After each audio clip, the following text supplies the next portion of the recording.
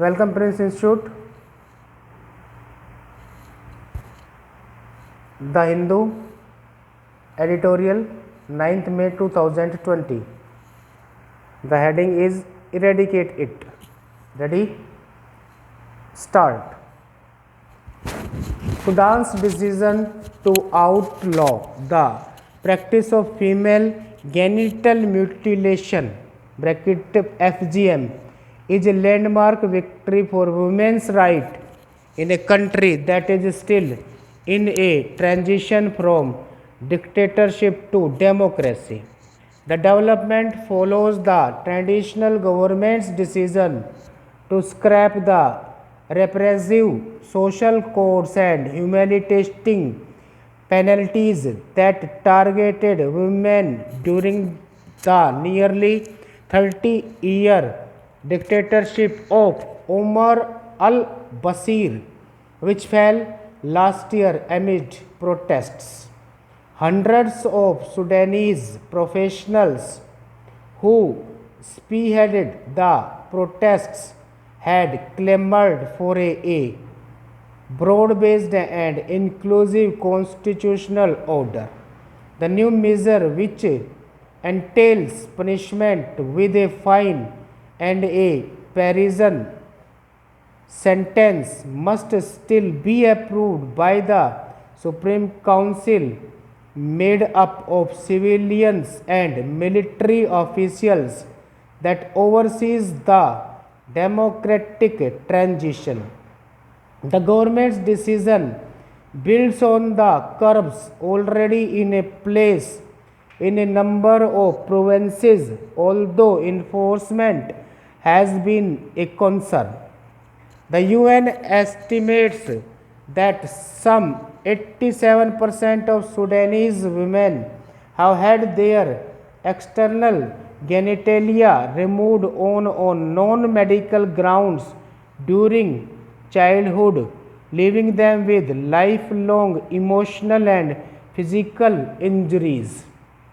While the latest measure has been widely welcomed, campaigners remain cautious about a shift in attitude against this custom, regarded a crucial prior to matrimony. According to the UN, over 200 million women in several African countries, including Sudan, Egypt, Nigeria, Djibouti, and Senegal, and some in Asia, have been subject to this brutal social custom.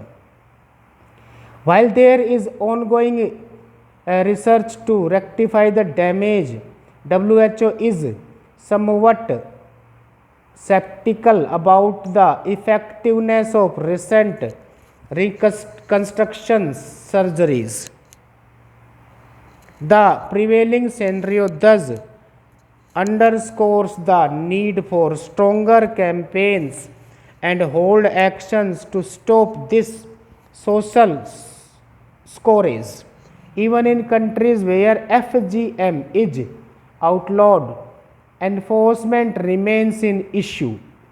In Egypt's first FGM trial in 2014, 6 years after Cairo clamped a ban, the doctor who had carried out the procedure, as well as the father of the deceased girl, were acquitted despite incriminating forensic evidence. In Somalia, the country with the highest prevalence rate but no legal ban, the death of a girl in 2018 after a similar procedure to the first prosecution in such incidents. In Uganda, reports last year of some 300 cases on mutilation within a month shed light on the government's uphill task to back existing legislation with vigorous awareness campaigners. In Kenya, where the practice was criminalized in 2011, the government strategy last year requiring girls to be tested for circumcision raised concerns of victimization and privacy violation. These practices suggest that legislation alone may not stop this practice that has deep cultural roots. The government has to eradicate it.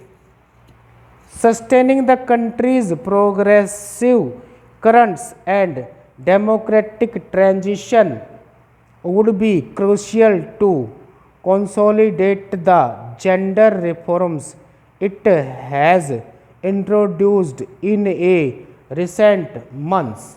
Stop.